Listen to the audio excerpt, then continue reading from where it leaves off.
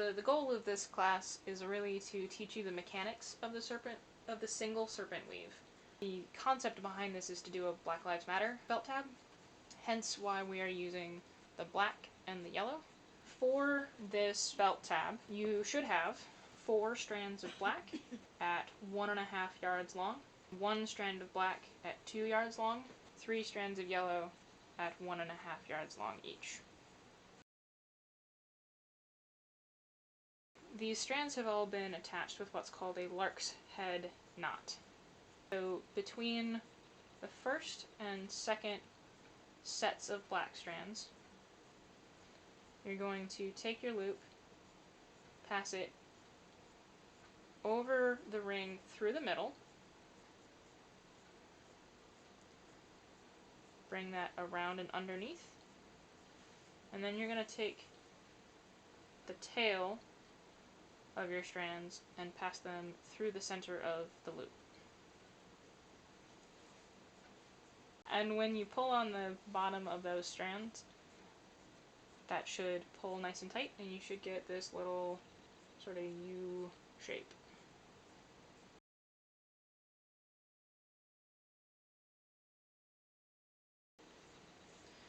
So now we're going to do the same thing with the next 2 yellow strands. You fold it in half, and you're going to center this between the next set of black. So you have black, yellow, black, yellow.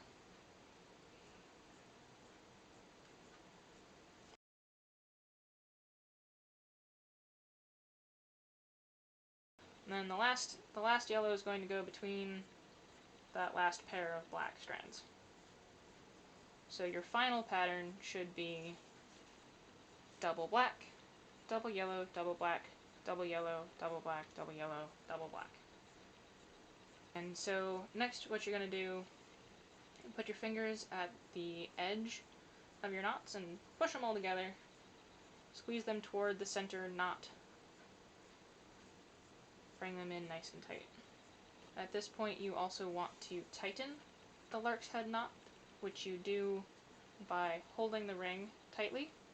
I usually put a couple of fingers through the middle and then pull 1 strand of each knot at a time until it's as tight as you can reasonably get it. Don't hurt yourself.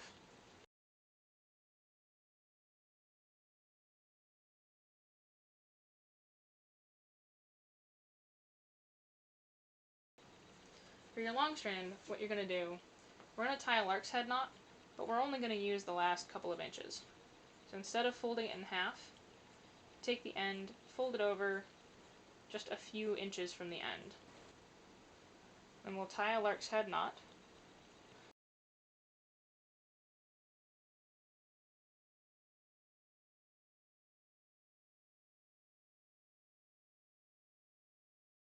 You're going to have a little bit of extra tongue there on the short end. That's fine. That's good. We're going to use that in just a second.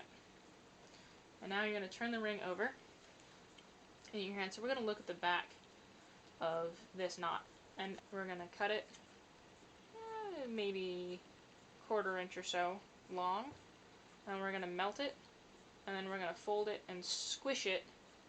We're going to squish it in so the melted parts fuse with both this part of the knot and this part of the knot.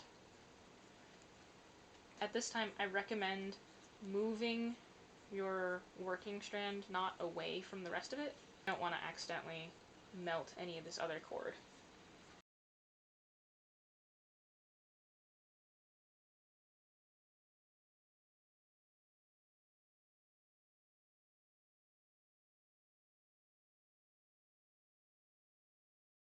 You want to melt it a little bit more than you normally would for anything else because you really want to be able to squish it in. That's pretty melty. I like to take my scissors for folding over because I do have dragon hands, but this stuff is hot and it is melted plastic. You'll have a nice, tight, single working strand that won't go anywhere. So what we're going to do is take our single strand and weave over, under, over, under, over, under, all the way across and then we're going to turn around and come back. You can, if you wish, weave under, over, under, over. It does not matter as long as you are consistent. I like to do over, under, so that's what we're going to show you. If I take my working strand, I'll weave over the first one, under the second one, over the third, under the fourth, over the fifth, under the sixth one, and then we'll go over, under, over, under, over, under, over, under. Don't worry about pulling too tight right now. We're just going to get this pattern sort of set up, and then we'll come back and tug it into place. So now you should have 3 strands of yellow and 4 strands of black on top, and 4 strands of black and 3 strands of yellow on the bottom. And they should be separated by this working strand. When we turn around, there's a couple of different ways you can do this. I'm gonna show you one way first, and then we'll go through the other ways as we go further down the belt. One way to turn around is to turn around and go over, under from right to left. And so that's what we'll do here. So as I weave, I'm going to go over the strand that I was just under, then under, over, under, over, under, over, all the way to the end. And again, we're not pulling too terribly tight right now. At this time, what you want to do is take those upper strands and lower strands, pull them apart, and pull tight. And what you're doing is you are squishing that first pass that you made with the working strand. And now you want to pull against the knot of the working strand and pull in that first pass from left to right. I find that it's best not only to pull, but to also then push into the weave with your thumb. So while I'm pulling this way from left to right, I'm also pushing with my thumb from right to left.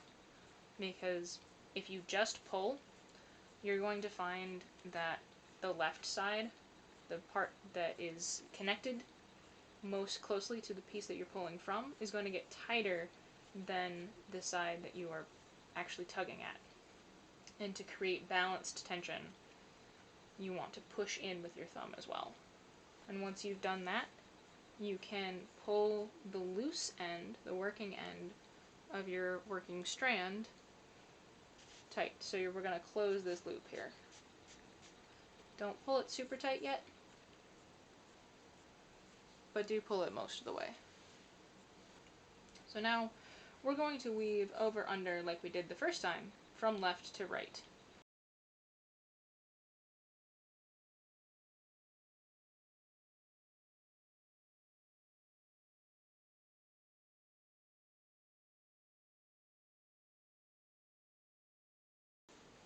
And once you've woven over under, just like we did last time, what you're going to do is separate the upper strands and lower strands and pull tightly against the previous pass that you did. And you'll come back and fix that working strand. And at this time, you can pull tight the previous pass that we did, not the one you just finished, but the one that was from the right to the left. So the next thing you're going to do, since we've woven a row, we're going to pull this row tight and even. And what you're going to do, you're going to hold gently onto this upper set group of strands, and you're going to tug each of the lower strands gently. We have to manage the tension both in the vertical direction and along the weft, along the working strand. With this working strand, what's interesting is that A lot of people like to pull as tight as they possibly can. That's not my prerogative. I think that makes my hands hurt, and I have carpal tunnel, so that doesn't work well for me. What I do want to do is pull such that all of the strands that I'm weaving a pattern with meet as if they're shoulder to shoulder and squished in a little bit. And what you're going for is for them to look like they are even. If they look like they're even, you're fine. The closure I'm using here is a single hitch. You make a single hitch by taking your working strand, tossing it over your weave, and then threading the working end through the loop you've created and pulling it nice and tight. Once you've made the first pass with the hitch, it's important to pause and tug all of the pattern strands so there's a nice even cinch at the end of the piece. Unless it's part of the design, you don't want this width to be reduced asymmetrically. And then you keep going. Tie as many hitches as you want all the way down. Single hitches will naturally spiral, but you can readjust them to sit in a single line if you like. Once you decide you're done, you trim the excess cord, melt it down, and carefully squish that melted portion into place.